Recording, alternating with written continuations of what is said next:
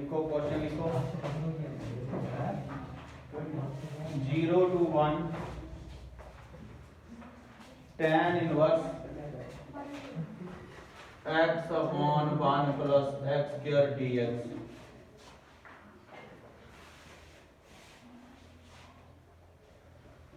देखो let I is equal to कोई भी फंक्शन है वो मान लिया। तो यदि न्यूमरेटर और डिनोमिनेटर में कोई फंक्शन आ रहा होगा तो आपने पहले देखना है कि इसकी डिफरेंशिएशन ऊपर पड़ी है, ठीक है ना, या किसी की आगे पड़ी है तो भी लगाया जाता है, वो उस फंक्शन का वही लिया जाता है, मतलब fx ही लिया जाता है।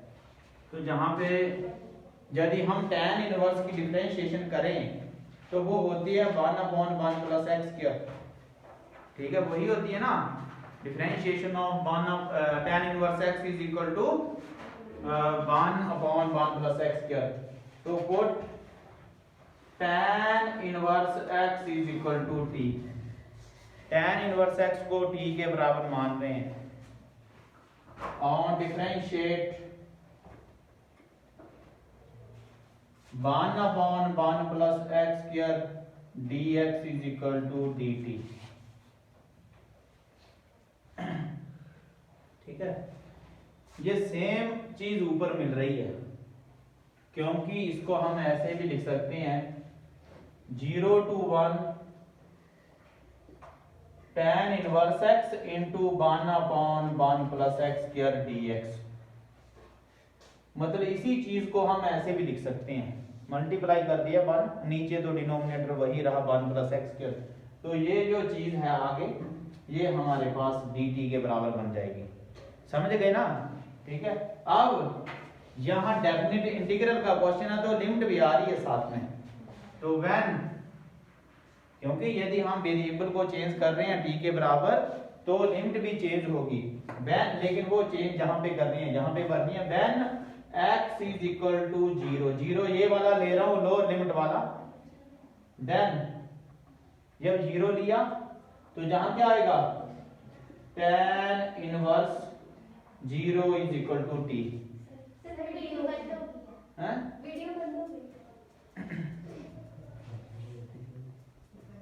नहीं चली तो है, ये ऊपर आ रहा है ना, तो बैटरी लो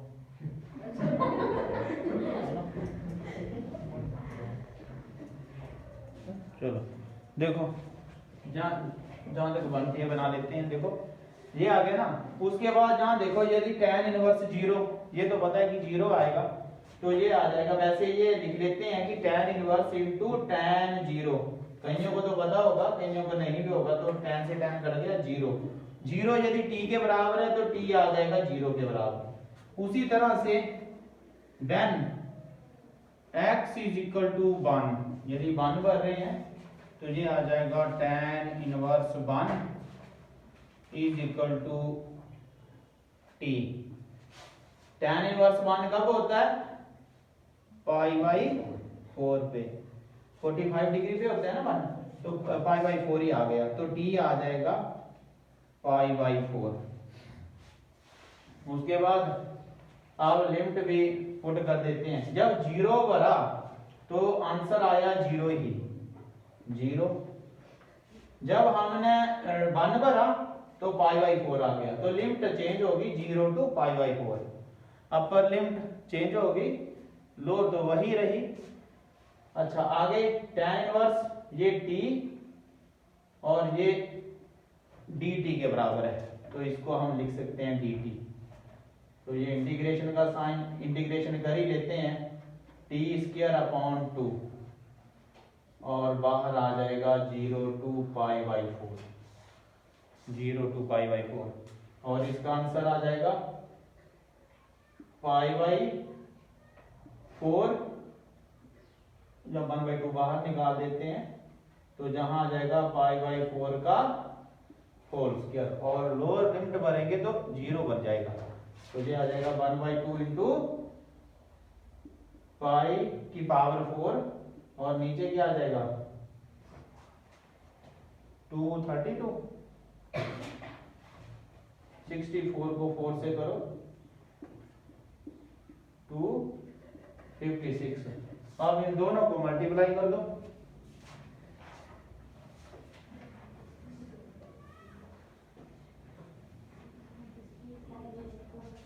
टी स्क्वायर है, देखो यहां हमने पावर 4 लिख ली, स्क्वायर है, ठीक है।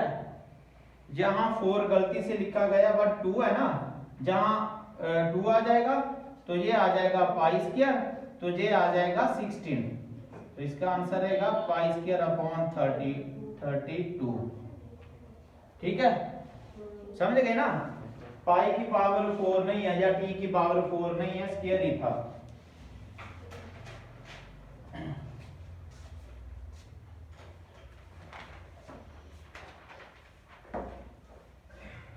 नेक्स्ट लिखो,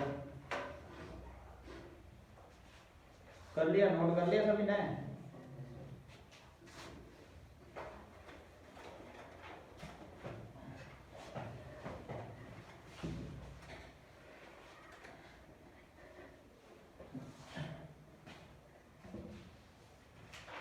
फोर टू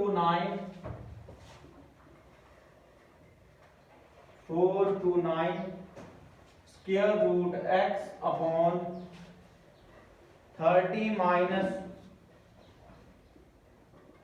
एक्स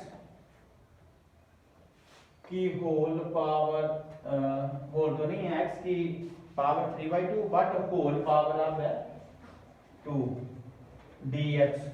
एक्स की पावर 3/2 है और होल पावर 2 है, ये है, ठीक है, समझ गए।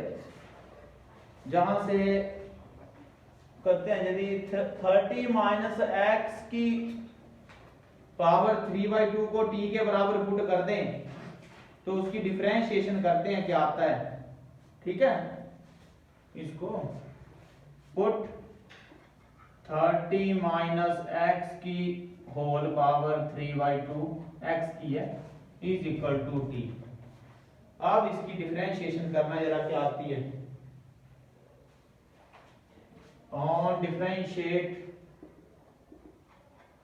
30 की 0 लिख लेते हैं, माइनस 3/2 पहले आएगा, 3/2 माइनस 1, तो स्क्वायर रूट एक्स या फिर 1/2 लिख लो, ठीक है।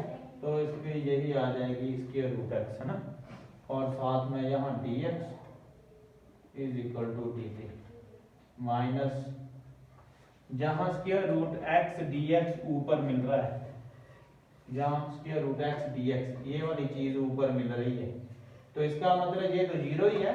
माइनस 3/2 इसको मल्टीप्लाई कर रहा है, वहां दूसरी तरफ करेगा डिवाइड, तो जहां बचा x dx, square root x dx, ये माइनस 3/2 जब वहां जाएगा तो ये बन जाएगा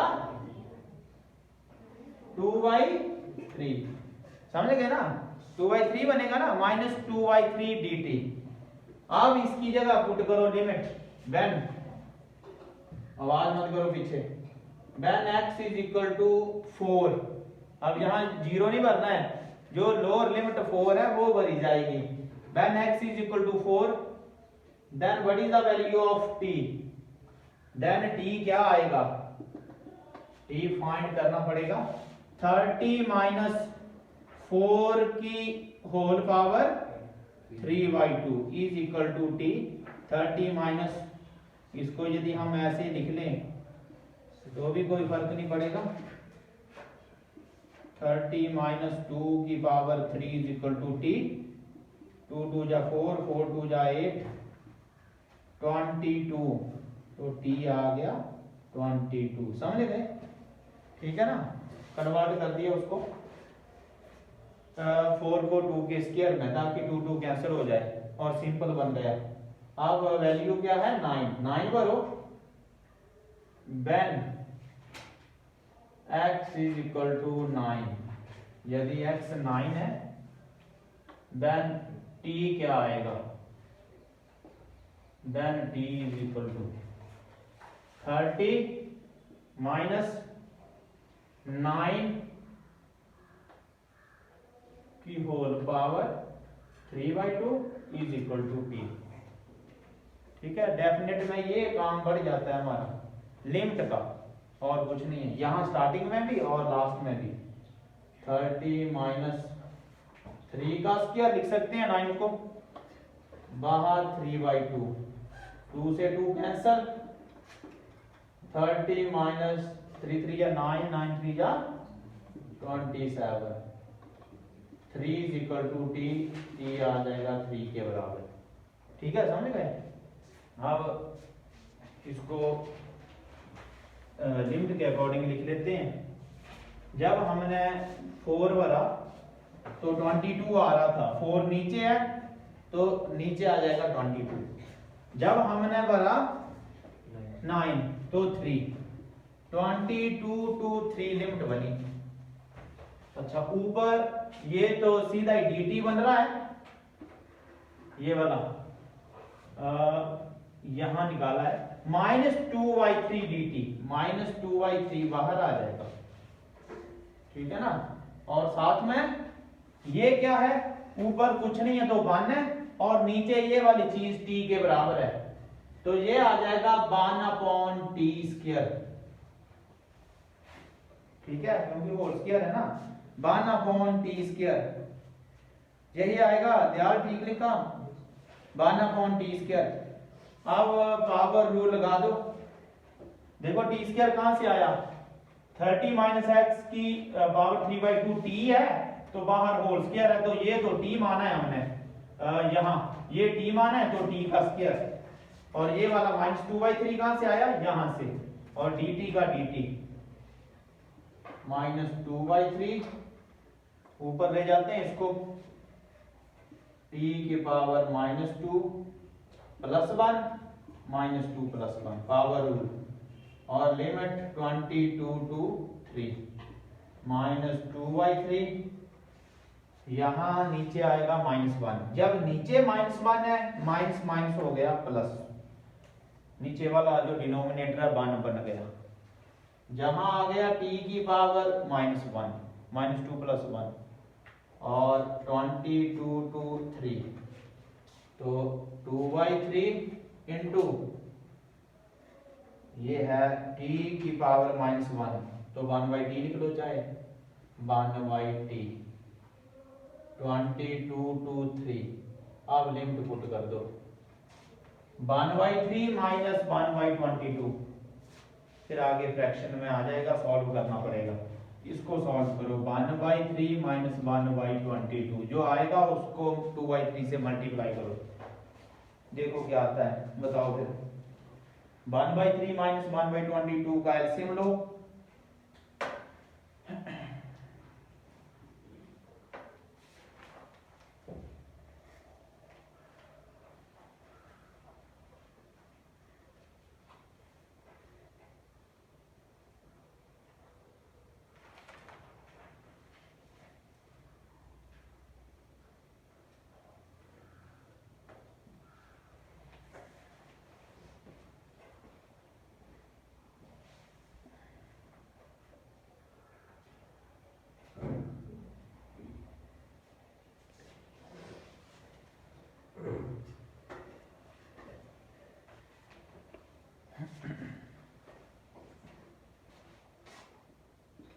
2/3 66, 22 माइनस 3, हाँ 2/3 इंटू 19/66, कैंसिल कर दो, ये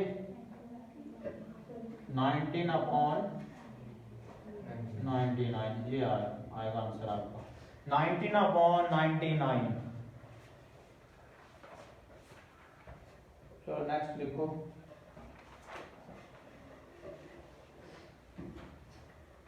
नेक्स्ट जो है वो प्रॉपर्टीज नोट कर लो, नोट कर लिया ये सभी ने।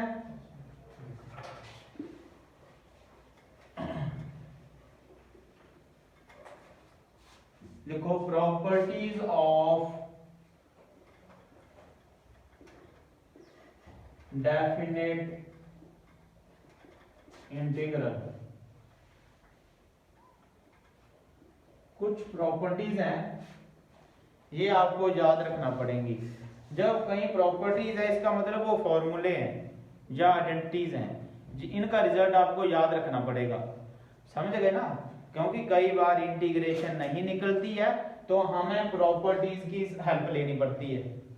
और यदि आपको सामने दिख रही हो कि ये भाई प्रॉपर्टीज लग रही है और मेरे दिमाग में है कि ये प्रॉपर्टीज मैंने कहीं पढ़ी है, तो आप डायरेक्ट लगा दो उसके ऊपर। समझ गए ना? तब इंटीग्रेशन के चक्कर में मत पड़ना, क्योंकि एक तो वो सॉल्व भी नहीं होगा पहली बात, और यदि मतलब सॉल्व हो भी जाएगा तो उसका रिजल्ट नहीं निकलेगा और वो आंसर की के साथ मैच भी नहीं करेगा जो एग्जामिनर के पास होगी आंसर की। चलो लास्ट में कॉमन वगैरह हो वो तो चल जाता है कि कॉमन लिया है या नहीं लिया है, उतना तो चल जाता है, लेकिन लास्ट पूरा एक क्वेश्चन अलग आ रहा होता है थोड़ी नंबर मिलेंगे। समझ गए ना? तो जो प्रॉपर्टीज है ये वैसे एप्लीकेशन में यूज होती है, जो एप्लीकेशन ऑफ इंटीग्रल है, एप्लीकेशन में 6 नंबर का क्वेश्चन आएगा उसमें यूज होती हैं ये प्रॉपर्टीज। ठीक है ना? पर चलो इसके ऊपर 2-3 क्वेश्चन कर लेते हैं हम। बाकी तो जो 4 प्रॉपर्टी हैं 2 या 3 जो है वो वहीं पर ही यूज होंगी डेफिनेट में और एप्लीकेशन में, और वहां डेफिनेट में होगा क्वेश्चन जो 6 नंबर का आएगा वो डेफिनेट के रिलेटेड ही आएगा और साथ में एप्लीकेशन का होगा। पहली प्रॉपर्टी लिखो, a to b limit f(x) यदि किसी फंक्शन की लिमिट a to b होगी, a to b f of t dt, function वही रहेगा, इसमें थोड़ी सी स्मॉलर चेंजिंग हो सकती है। ठीक है ना? जैसे सब्स्टिट्यूट कर रहे हैं, जैसे अभी क्वेश्चन हमने किया 30 - x की पावर 3/2 को t के बराबर, ये वही प्रॉपर्टी है, अप्रोक्सीमेटली माइनर चेंजिंग हो सकती है। ठीक है ना? दूसरी लिखो a to b, ये प्रॉपर्टीज वहां पे यूज होंगी, वहां पे क्लियर हो जाएगा। ठीक है ना? चलो आगे लिखो दूसरा, मेन प्रॉपर्टीज एप्लीकेशन के लिए हैं ये, a to b f(x)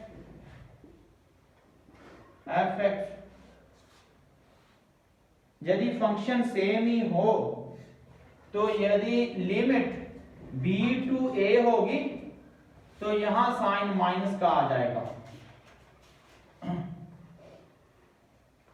a to b f(x) is equal to b to a लेंगे तो फंक्शन के ऊपर कोई फर्क नहीं पड़ेगा, सिर्फ साइन चेंज होगा। तीसरी,